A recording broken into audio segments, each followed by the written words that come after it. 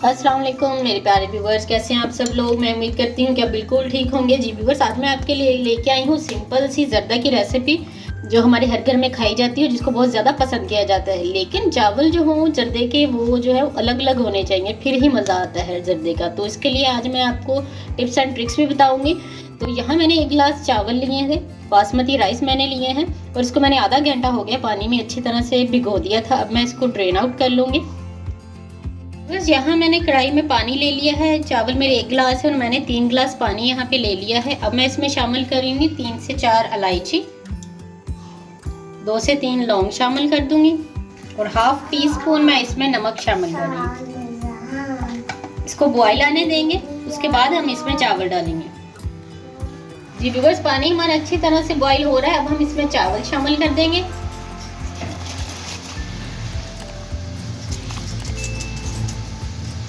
अब हमने इसको 70 से 80% तक जो है वो कुक करना है।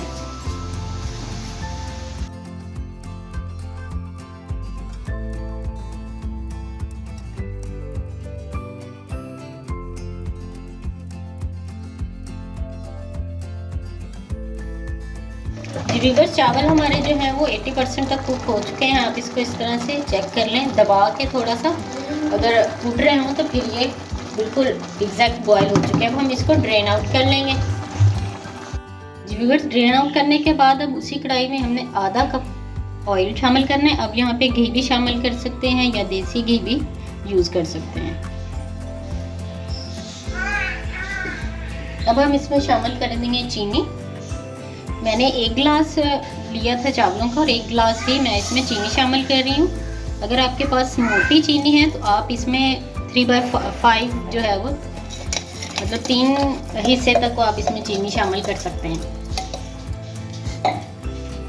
अब आप चाहें तो इसमें पानी शामिल कर रही हैं, थोड़ा सा आधा कप जो है मैं इसमें दूध शामिल कर रही हूँ। इससे हमारे जो चावल हैं वो खिले खिले और बहुत ही सॉफ्ट बनेंगे।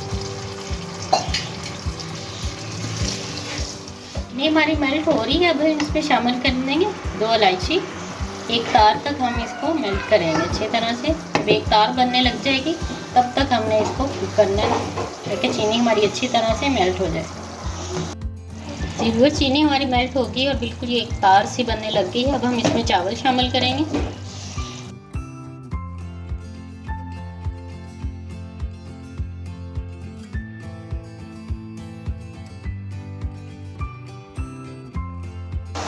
इस तरह इसको मिक्स कर लेंगे।